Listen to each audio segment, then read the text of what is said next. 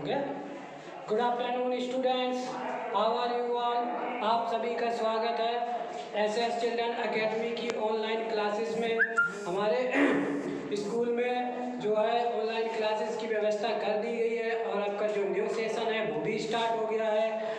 क्योंकि जो आपकी ऑनलाइन क्लासेस हैं वो इसलिए की गई हैं क्योंकि जो कोरोना जो है एक वैश्विक महामारी है। हमारा ही देश नहीं, पूरा जो मतलब पूरे जितने भी देश हैं हमारी पृथ्वी पर, सभी लोग आज किससे लड़ रहे हैं? कोरोना से लड़ रहे हैं। और हमारा जो देश है अच्छी तरह से लड़ रहा है और हम इससे जीत भी जाएंगे। और इसीलिए आपका जो है घर पे रहते हुए आपकी जो अध्ययन हो उसको पूरा करने के लिए हम लोग आपके लिए ऑनलाइन क्लासेस आए हैं। तो आज आपकी क्लास होगी हिंदी व्याकरण। ये आपकी क्लास 4, 5, 6, 7, 8 के लिए होगी और मैं विकास सिंह आपको ये सब आज पढ़ाऊंगा। सबसे पहला आपका टॉपिक है भाषा, लिपि और व्याकरण। तो सबसे पहले आपका जो वर्ड आता है भाषा। भाषा क्या होती है? भाषा क्या होती है? भाषा वह चीज़ होती है जिससे हम क्या करते हैं, किसी भी व्यक्ति को, किसी को भी अपने भावों को, अपने अंदर जो चीज़ है जो हमारे अंदर आता है, भाषा के द्वारा हम उन चीज़ों को दूसरे लोगों को बताते हैं, अपनी फीलिंग्स को बताते हैं बोल करके, लिख करके, जिस तरह से भी हम अपने अंदर की फीलिंग्स को बताते हैं उस चीज़ को हम क्या कहते हैं? भाषा कहते हैं। तो सबसे पहले आप लोग क्या करेंगे, भाषा की परिभाषा लिख लेंगे। भाषा को क्या कहते हैं? जिन शब्दों द्वारा विचारों के आदान प्रदान को ही भाषा कहा जाता है। जिन शब्दों के द्वारा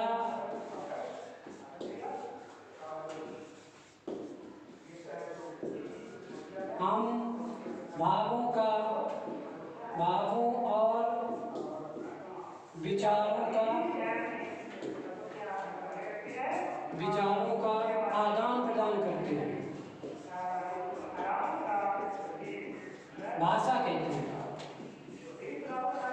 प्रदान करते हैं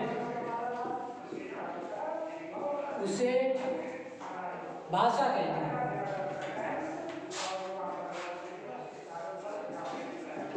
भाषा कहते हैं। ये आपकी परिभाषा हो गई। अगर आपसे कोई भी पूछ दे कि भाषा किसे कहते हैं, तो जिस शब्द के द्वारा हम अपने भावों को प्रकट करते हैं, एक दूसरे को बताते हैं, उसे ही भाषा कहते हैं। जैसे अगर आपको भूख लगती है तो आप क्या कहते हैं? मम्मी मम्मी मुझे भूख लगी है। तो आप क्या कह रहे हैं कि अपने शब्दों के द्वारा, अपने आपके अंदर जो विचार हैं उसको आप क्या कर रहे हैं? प्रकट कर रहे हैं। इसे ही हम क्या कहते हैं? भाषा कहते हैं।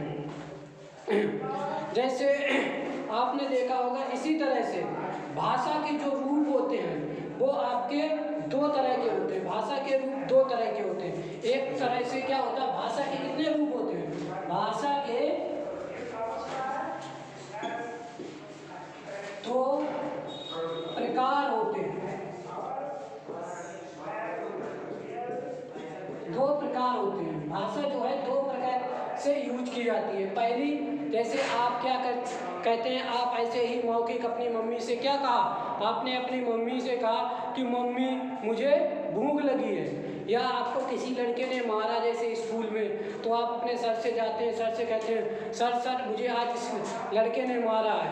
तो ये क्या हो गया? ये आपका क्या हो गया? मौखिक रूप हो गया। आपने सीधे ही सामने आकर के उसको बोल दिया। तो ये आपका क्या हो गया? भाषा के दो रूप होते हैं, मौखिक और लिखित। सबसे पहला आता है आपका क्या? मौखिक। सबसे पहला जो आपका आता है वो आपका होता है मौखिक। तो जो आपका मौखिक होता है, तो हमारे मुख से जो भाषा निकलकर हमारे विचारों या भावों को दूसरे के कानों तक पहुंचाती है। मतलब जो हमारे अंदर भाव होते हैं वो दूसरे के कानों तक जो पहुंचती हैं उसे हम क्या कहते हैं? मौखिक भाषा कहते हैं। और इसी तरह से एक भाषा होती है, क्या होती है? लिखित भाषा। दूसरी होती है आपकी कौन सी? लिखित भाषा। तो जो आपकी लिखित भाषा होती है इसमें क्या होता है, जो आपकी लिखित भाषा होती है इसमें जिस माध्यम से लिखकर या पढ़कर विचारों को समझा अथवा समझाया जाता है उसे लिखित भाषा कहते हैं। पुस्तकों में, समाचार पत्रों में तथा चिट्ठी पत्रियों में इस लिखित भाषा का प्रयोग किया जाता है। आपने देखा होगा जिस तरह से अगर आपको क्या वो करना होता है कि अगर आपको छुट्टी लेनी है, आपको लीव लेनी है स्कूल से, तो आप क्या करते हैं, एक एप्लीकेशन लिखते हैं, एक प्रार्थना पत्र लिखते हैं अपने प्रधानाध्यापक के लिए, अपने प्रिंसिपल के लिए कि सर हमें क्या चाहिए, छुट्टी चाहिए। आप उसको मौखिक नहीं कहते, तो आप उसको लिखित कहते हैं। तो इसलिए भाषा के आपके दो रूप हो गए, कौन सा, मौखिक और लिखित। तो भाषा की आपको परिभाषा समझ में आ गई होगी, मौखिक और लिखित क्या होता है ये भी आपको अच्छे से समझ में आ गया होगा।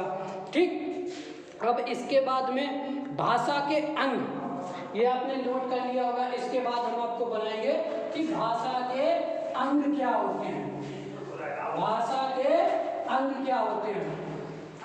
भाषा के जो होते हैं अंग वो मुख्यतः 5 प्रकार के होते हैं। भाषा के अंग, भाषा के अंग 5 प्रकार के होते हैं। 5 प्रकार के होते हैं। अगर आपसे कोई पूछ दे भाषा के अंग कितने होते हैं, तो भाषा के अंग आप सिंपली बोल देंगे कितने होते हैं, 5 प्रकार के होते हैं। पहला क्या होता है, ध्वनि। सबसे पहला इसका जो होता है वो क्या होता है, ध्वनि। और सेकेंड जो होता है वो आपका होता है वर्ड या अक्षर। पहले ध्वनि बनती है, फिर उसके बाद में क्या, वर्ड या अक्षर। और वर्ड या अक्षर से ही मिलकर आपका क्या बनता है, शब्द। जैसे कोई भी शब्द हो उनको मिलाकर, कोई भी अक्षर हो उनको मिलाकर आप क्या बना लेते हैं, शब्द। और शब्दों से मिलकर क्या बनता है, पद।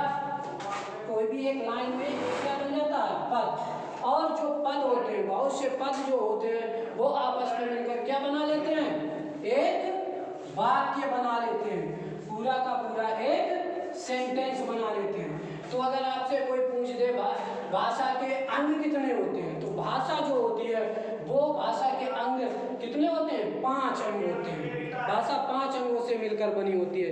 तो सबसे पहले पढ़ेंगे ध्वनि। ध्वनि क्या होती है, ध्वनि, ध्वनि क्या होती है, ध्वनि के बारे में हम अब पढ़ेंगे। तो जो आपकी ध्वनि होती है, ध्वनि भाषा का मूल है, मतलब जो आपके अंदर से ट्यून निकलती है, ये भाषा की मुख्य है। ध्वनि जब किसी भाषा में प्रयुक्त शब्दों या वर्णों का ज्ञान कराती है। जैसे मान लो जो भी किसी भी भाषा हो, कोई भी भाषा हो, जैसे मैंने कहा राम घर जाता है, ये एक भाषा है। ठीक, तो इससे आप क्या कहेंगे,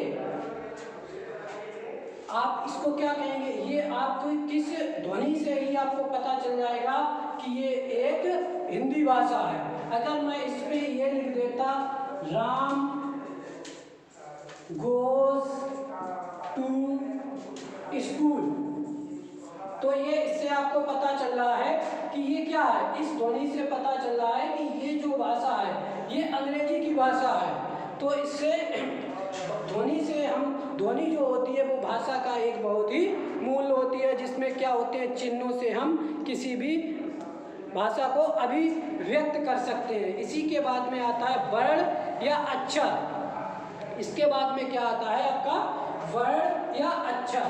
दूसरा सेकंड पॉइंट है आपका वर्ण या अक्षर, वर्ण या अक्षर आता है आपका बाद में। तो वर्ण या अक्षर क्या होता है, मुख से उच्चारित ध्वनियों के प्रतिनिधि व छोटे छोटे चिन्ह। मुख से उच्चारित मतलब जो आपकी ध्वनि, उनसे जो छोटे छोटे शब्द निकलते हैं, छोटे छोटे जो शब्द और चिन्ह लिखते हैं, भावों की अभिव्यक्ति का आदान प्रदान करते हैं। वो आपके भावों की, जो आपके अंदर चीज़ें हैं जो आपके अंदर फीलिंग्स आ रही हैं उनको बाहर निकालते हैं, वर्ड कहलाते हैं। इस प्रकार लिखित भाषा के छोटे से छोटे चिन्ह का नाम अक्षर है। इसीलिए लिखित जो भाषा होती है उसका जो सबसे छोटा अंग होता है वो क्या होता है, उसका छोटा अंग जो होता है वो आपका अक्षर होता है। इसी के बाद में जैसे जैसे इसमें क्या आ जाएगा, जैसे जैसे मैंने बोला राम घर जाता है, राम में क्या आ रहा, पहले रा आ रहा है, फिर आ की मात्रा आ रही है, माँ आ रहा है, तो ये सब आपके क्या हो गए अक्षर, इनसे ही ये वर्ड बनते हैं। और इसके बाद में आपका थर्ड पॉइंट आता है शब्द। शब्द, अब इसके बाद में आता है आपका शब्द। तो ये आपने लिख लिया होगा, इसको नोट करते जाओ और अच्छे से इसको पढ़ते जाओ। फिर इसके बाद में आता है थर्ड नंबर पे आपका आता है शब्द। जैसे मैंने यहाँ पर लिखा है राम घर जाता है, तो इसमें शब्द क्या है, जब अक्षरों से मिलकर क्या बनते हैं, अक्षरों से मिलकर शब्द बनते हैं। जैसे रा और माँ, राम, इन दोनों से मिलकर ये क्या बन रहा है, एक शब्द बन रहा है। जैसे राम हो गया है, जैसे कानपुर हो गया, इससे मिलकर ये बहुत से अच्छे, जैसे का है, ना है, पा है और रा है, इस पे छोटी उनकी मात्रा है, इससे मिलकर एक क्या बन रहा है, शब्द। तो आपको शब्द भी समझ में आ गया होगा, अगर नहीं आया होगा समझ में आप इसको कमेंट करके बता सकते हैं। जो भी कमी हो आप इसको कमेंट करिए और इसको आप बताइए। और इस बात का ध्यान रखिए कि आप जितना ज़्यादा इस वीडियो को आप शेयर करेंगे, जितना ज़्यादा आप करेंगे उतने ही आपके लिए इस वीडियो को और बनाते रहेंगे, हम लोग अच्छे से अच्छा बनाएंगे। अगर आप लोग इसमें सहयोग करेंगे, अगर आप लोग घर पे पढ़ेंगे तो अच्छा है, हम आपके लिए आपका ही प्रोत्साहन हमें और आगे ले जाएगा, हमारी पढ़ाई को आगे ले जाएगा। अगर आप घर पे रह के इसको पढ़ेंगे तो इसलिए लाइक करो, सब्सक्राइब करो और शेयर करो सबके पास में। तो इसके बाद में शब्द आपको समझ गया होगा। पद, प्रचलित भाषा में शब्द को ही पद कहते हैं। प्रचलित भाषा में जो शब्द होते हैं उनको ही, जो शब्द होते हैं उनको ही क्या कहते हैं, पद कहते हैं। पद, ये आपका आ गया पद।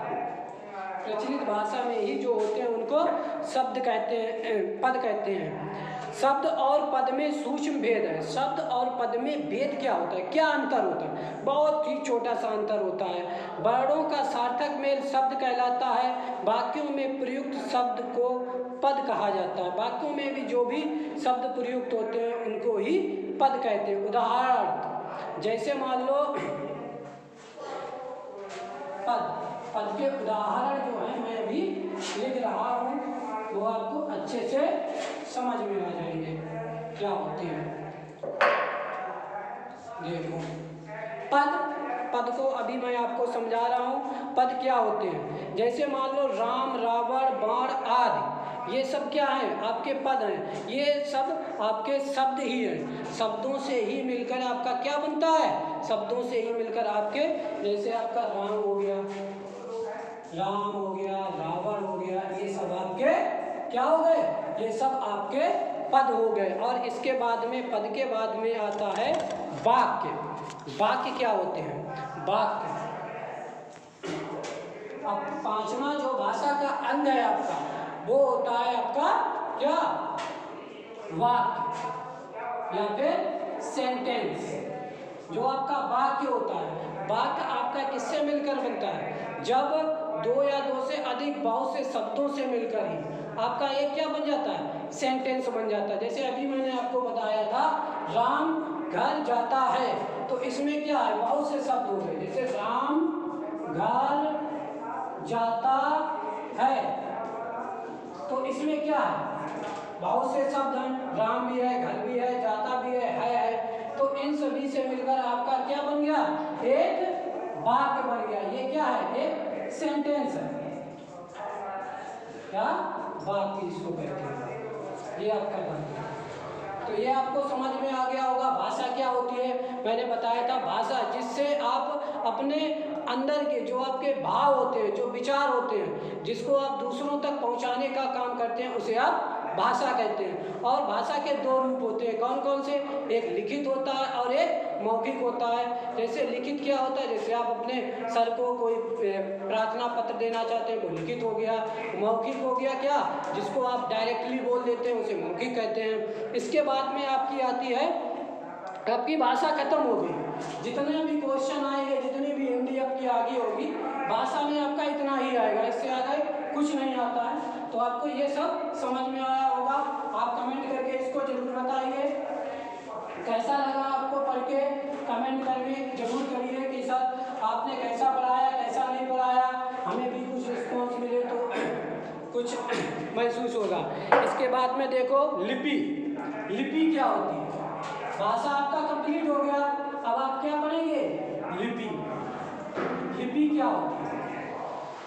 लिपि जो होती है आपकी, जब हम बोलते हैं तो ध्वनियों का उच्चारण करते हैं। जब हम बोलते हैं तो हमारे मुंह से क्या निकलती हैं? ध्वनियाँ निकलती हैं, हमारे मुंह से ध्वनियाँ निकलती हैं। इन ध्वनियों की मदद से हम शब्दों का ही उच्चारण करते हैं, जो हमारे मुंह से ध्वनियाँ निकलती हैं। जैसे मैं बोल रहा हूँ, मेरे मुंह से कोई ना कोई ध्वनि निकल रही है, तो इनसे ही शब्दों का उच्चारण हो रहा है। मुख से निकलने वाली इन ध्वनियों को लिखने के लिए हर ध्वनि का एक संकेत चिन्ह निश्चित किया गया है, जिसे लिपि कहते हैं। तो लिपि की अगर आपसे कोई परिभाषा पूछे, लिपि की आपसे कोई परिभाषा पूछे तो आप क्या लिखेंगे? मुख से निकलने वाली, क्या चीज? मुख से निकलने वाली ध्वनियों को लिखने के लिए मुख से निकलने वाली, मुख या मुंह से, मुख से निकलने वाली ध्वनियों, मुख से निकलने वाली ध्वनियों, मुख से निकलने वाली ध्वनियों को लिखने के लिए, को लिखने के लिए मुख से निकलने वाली ध्वनियों को लिखने के लिए एक संकेत चिन्ह निश्चित किया गया है। एक संकेत चिन्ह निश्चित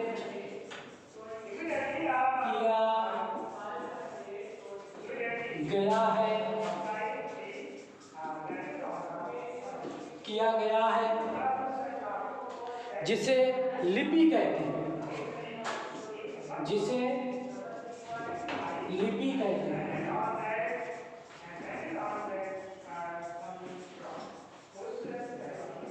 जिसे लिपि कहते हैं।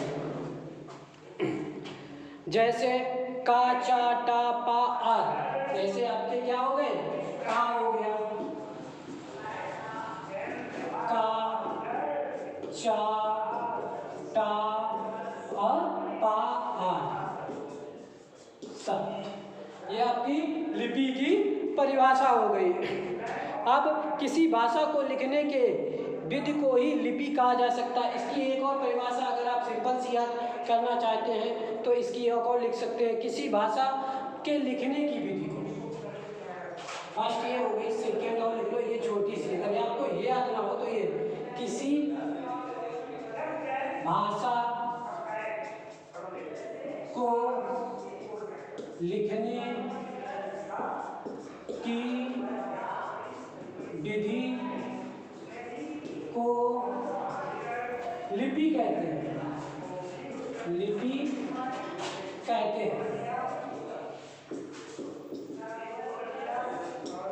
किसी भाषा को लिखने की विधि को भी लिपि कहते हैं। जैसे यहाँ पर कुछ मैं भाषा लिखूँगा, कुछ भाषाएं लिखूँगा और उनकी आपको मैं उनकी लिपि भी लिखूँगा, तो उनको आपको समझना है ये होती क्या है। जैसे ये आप इसको वो करके लिख लीजिएगा अच्छे से और इसको याद भी करिए, इसके नोट्स बना लीजिए। ये आपकी 4, 5, 6, 7, 8 सभी क्लासों में यही आपका कोर्स चलेगा। व्याकरण का एक ही कोर्स होता है। आगे देखो, रोक करके आप इसको लिख सकते हैं, स्क्रीनशॉट ले सकते हैं, स्क्रीनशॉट ले लीजिए, लिख लीजिए इसको।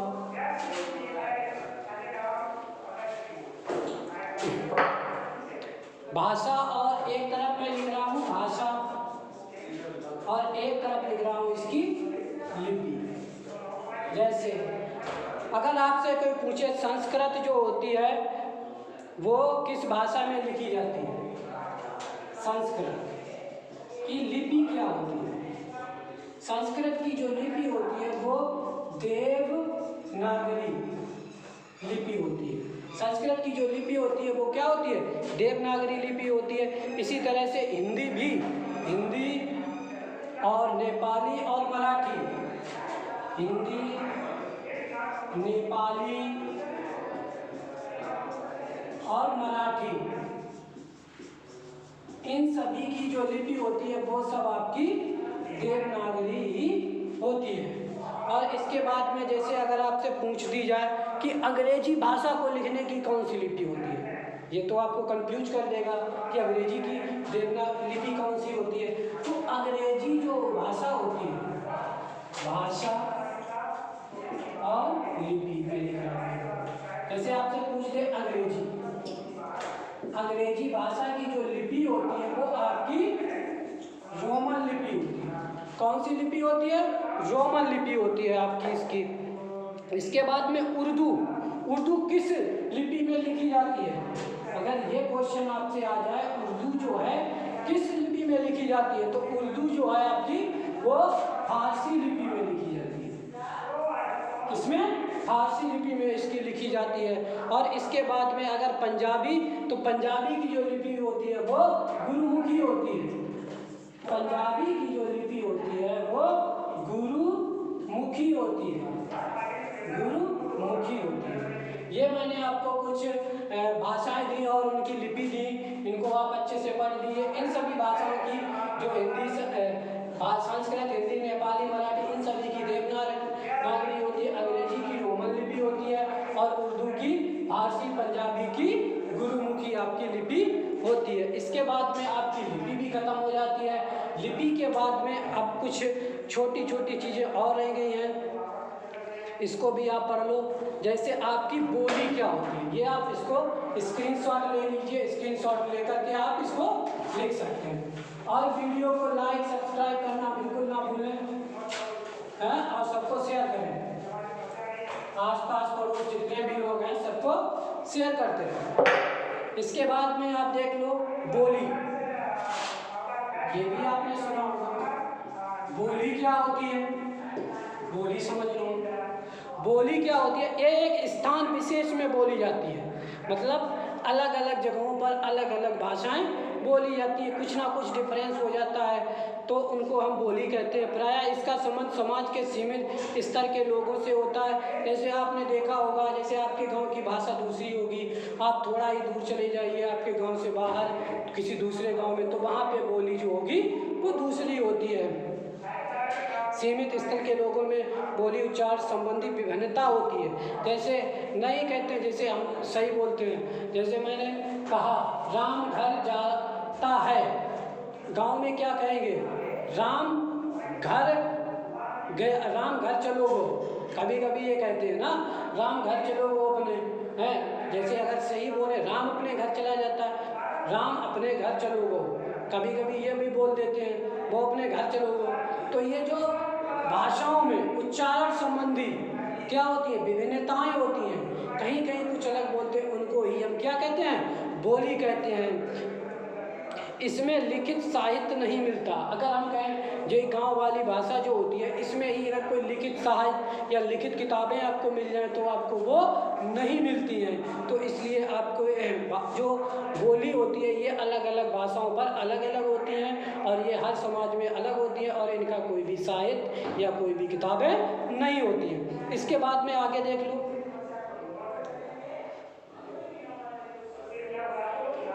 भारतीय भाषाएं। भारतीय जो भाषाएं होती हैं, भारत के संविधान में निम्नलिखित 22 भाषाओं को मान्यता दी गई है। भारतीय भाषाएं, जैसे भारत में बोले जाने वाली जो भाषाएं हैं तो बहुत हैं, लेकिन हमारे संविधान में जो भाषाएं हैं, भारतीय भाषाएं,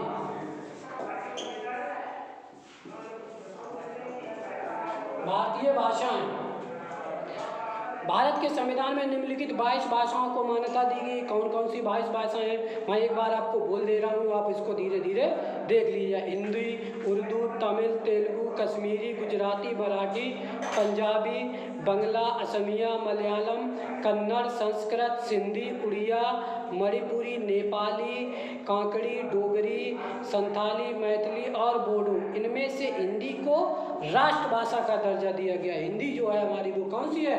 राष्ट्रभाषा है और हमारे संविधान में 22 भाषाओं को जगह दी गई है।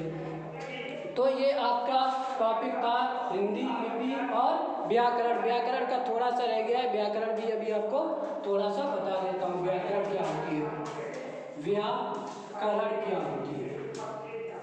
व्याकरण, इसमें देखिए व्याकरण जो होती है, भाषा व्यक्ति के जीवन की अमूल्य निधि है। मतलब भाषा जो है जीवन के व्यक्ति की बहुत अमूल्य निधि है, बहुत ही वैसी चीज़ है। जैसे मान लो कि अगर हम जो लोग बोल नहीं पाते हैं, अपने विचारों को प्रकट नहीं कर सकते हैं, हम आप तो कर लेते हैं, लेकिन कुछ ऐसे भी लोग होते हैं जो अपने भावों को नहीं बता सकते हैं, तो उनके अंदर कितनी कष्ट होगा, कितना कष्ट होगा, बहुत ज़्यादा होगा। इसका प्रयोग वह अपनी सुविधा अनुसार करता है, मनुष्य अपनी सुविधा अनुसार कर लेता है। नित्य प्रयोग के कारण उसमें सदैव स्थिरता नहीं रहती। मतलब भाषाएं जो होती हैं वो लगातार कुछ ना कुछ में चेंजमेंट होता रहता है। भाषा परिवर्तनशील है, भाषा हमेशा बदलती रहती है।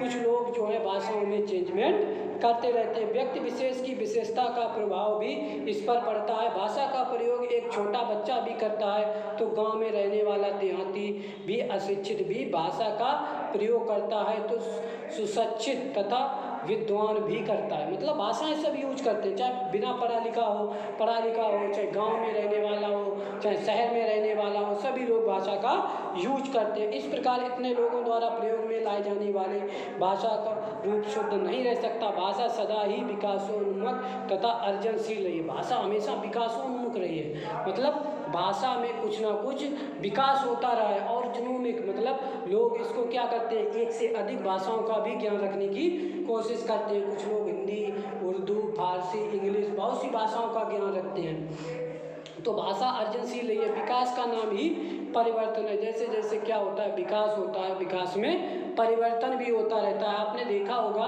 कि जो ये संसार है हमेशा विकास की तरफ बढ़ता चला जा रहा है, तो चीज़ें बदल रही हैं लगातार।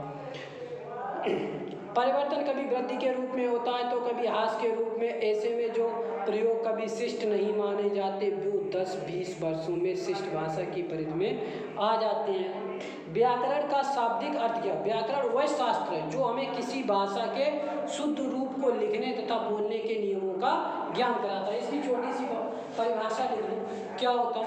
व्याकरण वह शास्त्र है, व्याकरण वह शास्त्र है जो क्या है? व्याकरण वह शास्त्र है जो, व्याकरण वह शास्त्र है जो हमें किसी भाषा के शुद्ध रूप को, हमें किसी भाषा के शुद्ध रूप को,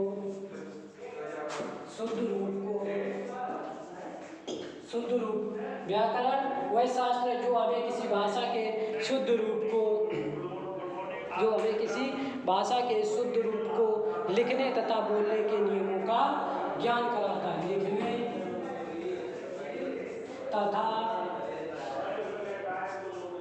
बोलने, लिखने तथा बोलने के नियमों का ज्ञान कराता है।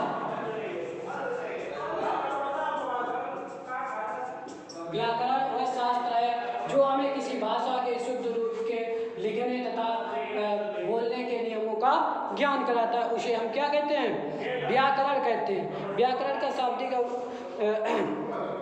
इसके बाद में इस प्रकार वर्ण, शब्द और वाक्य विचार से व्याकरण के मुख्य 3 भाग होते हैं।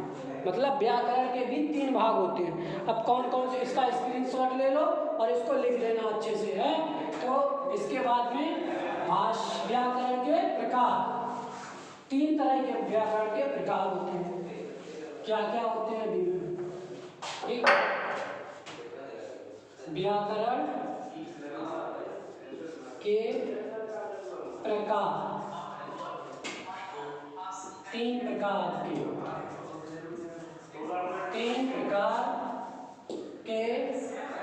होते हैं। व्याकरण के प्रकार कितने प्रकार के होते हैं? तीन प्रकार के होते हैं। वर्ण विचार, शब्द विचार, वाक्य विचार। एक होता है वर्ण विचार,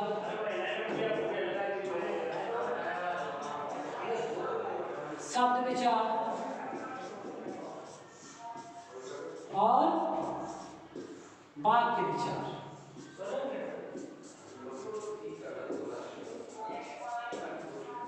अब तीनों को एक एक बार एक एक करके समझ लो। होता क्या? इसके अंतर्गत वर्णों से संबंधित अनेक आकारण, उच्चारण, वर्गीकरण, उनके मेल से शब्दों के बनाने के नियम आदि को उल्लेख किया गया। इसमें क्या किया जाता है? जो वर्ण होते हैं उनको सही क्रम में लिखना, उनको कैसे उच्चारण करेंगे, कैसे क्या करेंगे, उसको ही वर्ण विचार कहते हैं। और वर्ण विचार के बाद में आपका आता है शब्द विचार। शब्द विचार में क्या होता है? इसके अंतर्गत शब्द से संबंधित अनेक भेद, उत्पत्ति तथा रचना आदि का उल्लेख किया जाता है कि इसकी उत्पत्ति कैसे हुई और इससे कैसे क्या शब्द बनेगा है और उसका क्या अर्थ होगा, उसके अकॉर्डिंग ही उसको शब्द विचार कहते हैं। वाक्य विचार क्या होता है? इसके अंतर्गत वाक्य में संबंधित उसके भेद, अव्यय, विश्लेषण, संश्लेषण, रचना, अवयव तथा शब्दों से वाक्य बनाने के नियमों की जानकारी दी जाती है। मतलब कहाँ पे क्या लिखना है, कहाँ पे क्रिया लिखनी, कहाँ पे संज्ञा लिखनी, कहाँ पे उसका विशेषण लिखना है, कहाँ पे क्या लिखना है, तो ये सब आपका वाक्य विचार होता है। तो आगे आपको ये पढ़ाया है क्या संज्ञा होती है, क्या क्रिया होती है, क्या विशेषण होता है, ये सभी आपका टॉपिक आगे आपको पढ़ाया जाएगा। अब इसके बाद में मैं आपको कुछ होमवर्क दिए देता हूँ, ठीक, कुछ क्वेश्चन दे देता हूँ, उनको आप कर लीजिए पूरा। उनको आप क्या करेंगे? लिखेंगे। कुछ क्वेश्चन मैं लिख दे रहा हूँ, उनको आप पूरा करिए। ये जो मैंने समझाया है इसी में से ही क्वेश्चन आपको वो मिल जाएंगे। भाषा से क्या अभिप्राय है? प्रश्नों के उत्तर लिखो। सबसे पहला, भाषा से क्या अभिप्राय है? भाषा से क्या अभिप्राय है? फर्स्ट क्वेश्चन ये हो गया आपका। सेकेंड है आपका, भाषा के कितने रूप होते हैं? भाषा के कितने रूप होते हैं?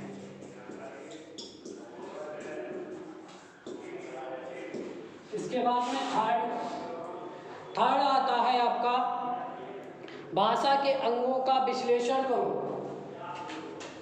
भाषा के अंगों का विश्लेषण करो।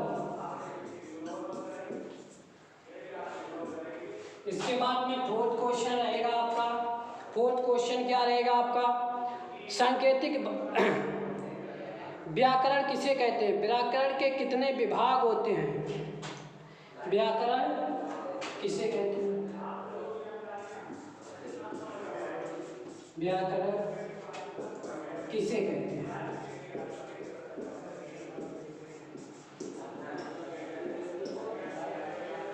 व्याकरण के प्रकार ये आपको कॉपी लेकर के लिखना है, पूरा बनाना है, ये आपको पूरा तैयार करना है। अभी आपकी आगे भी क्लासेस इसी तरह से चलती रहेंगी। बस आप लोग क्या है, लगातार वीडियो को सब्सक्राइब करो, लाइक करते रहो और घर से बाहर नहीं निकलना है, घर से बाहर जाके बच्चों के साथ नहीं घूमना है और मम्मी पापा की बात माननी है आपको।